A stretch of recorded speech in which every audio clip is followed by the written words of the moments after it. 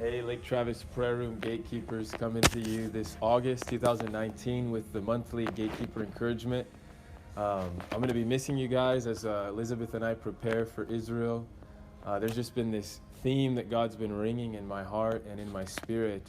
And so I wanted to present it to you guys to encourage you. I hope it's an encouragement to you. And let's just get right in.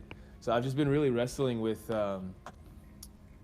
just our own will, the will of God, and then in Isaiah 14, which explains and describes the 5 I wills of Satan. And in the desert, Jesus, we know, went into the desert for 40 days fasting. And the way that I would describe this interaction that he had with Satan was that Satan was trying to impose his will on Jesus. And Jesus, we know, overcame by the word of God and by the will of God. And so it's a really beautiful picture there for us, too, that when we enter into temptation and when Satan tries to impose his will on us, there's really a place of authority when we choose to fast. And so this really is an encouragement to fast, but also in the place of prayer, which we see in the garden. When Jesus was in the garden right before he went to the cross, there was this wrestle that he had in his own soul where he prayed a prayer. He said, Father, if this cup, the cup of the Father's will, which was for him to go to the cross, if this cup could pass by me, but not my will, but your will be done.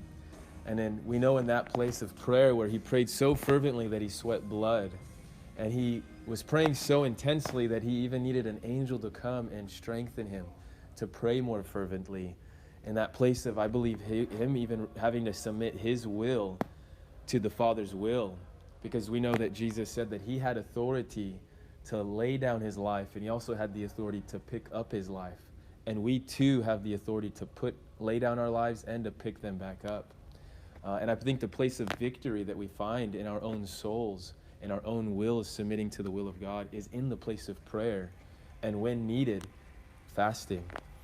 And in Isaiah 53 verse 10, it says, yet it was the Lord's will to crush him and cause him to suffer.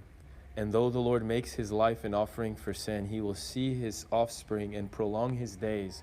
And listen to this, and the will of the Lord will prosper in his hand.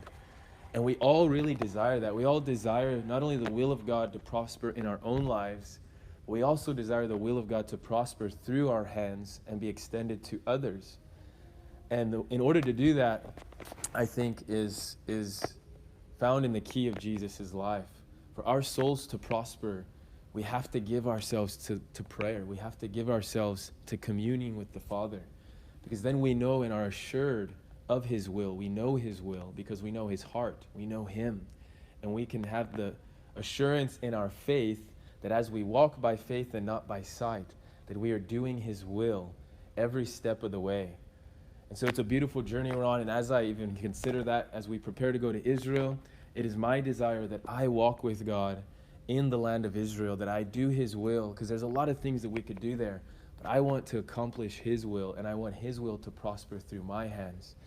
And I know that I have to give myself to him fully so that he could have his way and I don't have my own way and do my own things that I maybe would like to do and all these things, right? So there's just the wrestle, again, those wrestles of the soul, which is the mind, the will, and the emotions.